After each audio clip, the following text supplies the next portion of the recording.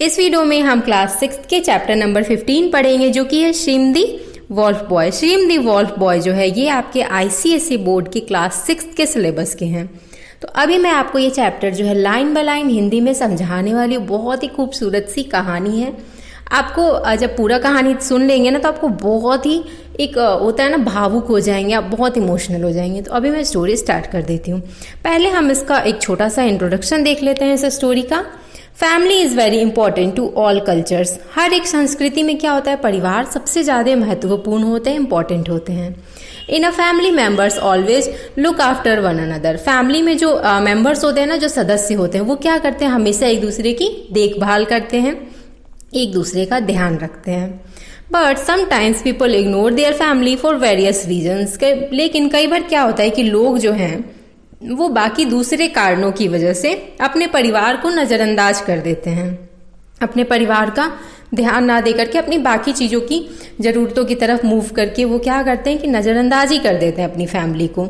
This is a story from the Ojibwa, a native American tribe. ये एक ओजिब्वा जगह की, जो कि अमेरिका में है, वहां की कहानी है। About how a small and sick boy is abandoned by his sister and brother after their parents death.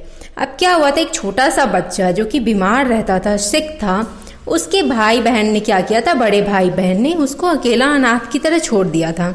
जब उसके माँ बाप की मृत्यु हो चुकी थी, मतलब जो 3 बच्चे थे घर में, तो क्या हुआ था कि उनके माँ बाप की तो मृत्यु हो गई थी। अब जो सबसे छोटा था ना, वो भी थोड़ा कमजोर था, बीमार रहता था, और उसके बड़े भाई बहन ने क्या किया था कि वो छोटे भाई का ध्यान देने के बजाय वो उसको अनाथ की तरह छोड़कर चले गए थे। तो ये आपका छोटा सा इंट्रोडक्शन था इस स्टोरी का। अभी हमें स्टोरी स्टार्ट कर लेते हैं। A lone lodge stood on the banks of a lake in a remote place. अब यहाँ पे जो अमेरिका में जो घर है उनका, वो एक बहुत ही मतलब बहुत दूर, बहुत सन्नाटा वाला जगह नहीं होता है, वैसी जगह पे उन्होंने वैसे अपना घर बना रखा था। One evening when the sun was about to set, an elder daughter, 2 sons and a wife stood around the bed of a man who was about to die. अब एक आदमी है, आप देख सकते हैं, जो बिस्तर पे पड़ा हुआ है, जो बस मरने ही वाला है, पूरी तरह से उसकी कंडीशन खराब है, और उसके पास में उसकी बीवी, उसकी पत्नी खड़ी है। वहां पे उसका 2 बेटा खड़ा है और एक बड़ी बेटी खड़ी है। The family had tried all kinds of medicines known by the Ojibwa. अब ओजिब्वा जिस जगह पे वो रहते हैं, वहां के जाने माने जितनी दवाइयां थी ना, वो सारी उन्होंने ट्राई कर ली अपने पति को दे करके कि वो ठीक हो जाए, लेकिन वो ठीक नहीं हुए। But nothing could save the man now. उस इंसान को कोई भी दवाई नहीं बचा पाया, मतलब वो जिंदा नहीं रह पाए। The dying man at the end gained a sliver of spirit from the fresh wind blowing through the door of the lodge. He whispered to his family. अब क्या हुआ, उसको ऐसा लग रहा था जैसे उसकी आत्मा जो है ना हवा में मिलने वाली है। तब वो अपने बिल्कुल फुसफुसाते हुए धीमी सी आवाज में वो अपनी फैमिली से कुछ बोलता है, जब उसको लग रहा था कि बस अब दरवाजे पे क्या उसकी मौत खड़ी है। I decided to bring you all to this remote place so that we may live in a peace away from the evil ways that many peoples follow. अब क्या हुआ, वहां पे बता रहे हैं पीपल्स फॉलो, जो भी मतलब कि जो लोग थे वो जो उन चीजों को फॉलो कर रहे थे ना, एक जो उनके अंदर एक एविल जो क्वालिटी होती है ना, दूसरों से नफरत करना, घृणा करना, जलस करना, किसी की मदद नहीं करना, तो वो उन सबसे दूर इनको क्या किया था, अपने बीवी को और अपने बच्चों को एक ऐसी रिमोट प्लेस पे ले आया था, ऐसी जगह पे ले आया था जो कि उन सबसे दूर था। वो बिल्कुल सन्नाटे में, अकेले में, शांति से रहना चाहते थे, बिल्कुल पीसफुली रहना चाहते थे। इसलिए ऐसी जगह पे वो ले आए थे जहां सिर्फ वो अपने परिवार के साथ शांति से रह सके और अपने परिवार को उस एविल, जो बुराइयों से भरी हुई दुनिया है ना, उससे दूर रख सके। देयर इज अनकाइंडनेस, जहाँ की जिस दुनिया में जहाँ पे अनकाइंडनेस है, मतलब किसी की आप मदद करो तो वो आपको थैंक यू नहीं बोलेगा, बल्कि उल्टा आपको मदद करने के बजाय वो थैंक यू तो नहीं बोलेंगे, उल्टा आप पे अगर कभी जरूरत पड़ा तो ब्लेम जरूर डाल देंगे। इनग्रेटिट्यूड, जो कि बिल्कुल भी थैंकफुल, मतलब जो होता है ना, किसी को थैंकलेसनेस है उनके अंदर, विकेडनेस है बिल्कुल अंदर उनके क्वालिटी है, वो वाली जो एविल्स के अंदर होती हैं। सराउंडिंग आवर पीपल, जो कि सारे वैसे लोगों से दुनिया घिरा हुआ था, उस दुनिया से वो दूर ले आए थे अपनी पत्नी को और बच्चे को। By living away from them I protected your innocence. वो यहाँ पे बोल रहे थे कि उन सब से दूर रख के मैंने तुम्हारे अंदर जो अच्छाइयाँ है उसको प्रोटेक्ट करके रखा है, ताकि तुम्हारे अंदर उनकी जो बुराइयां हैं वो ना खुल जाए, इसलिए मैंने तुम्हें उन सब से दूर रखा, यहाँ अपने साथ लाया। I have protected you from becoming selfish and proud, मैंने तुम्हें उन सारी क्वालिटी से, जो एविल्स वाली जो क्वालिटी होती है ना, बुरी जो बुराइयां जो होती है, उससे हमेशा बचा के रखा, ताकि तुम कभी ना तो सेल्फिश हो, ना ही कभी तुम लोग मतलबी बनो, और ना ही कभी प्राउड हो, मतलब ना ही कभी घमंडी बनो।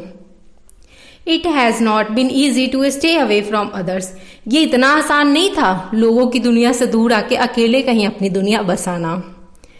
We all have suffered from a lot of discomfort, हमने बहुत सारी असुविधाजनक चीजों को सफर किया है, बहुत कुछ झेला है। But I tried my best to feed you all and look after you. अब आप खुद सोचो, ऐसी जगह पे जाके रहना जहां आसपास कोई नहीं रहता है, तो ऐसी जगह पे सरवाइव करना कितना टफ होगा। ऐसे में उन्होंने उनका अपने परिवार का ध्यान रखा था, उनको समय पे खाना पीना हर चीज प्रोवाइड कराते रहे थे। But now I am dying, लेकिन अब क्या है, मैं मरने वाला हूँ। इतना सुविधा तो उसने दिया, लेकिन अब क्या, वो मरने वाला है।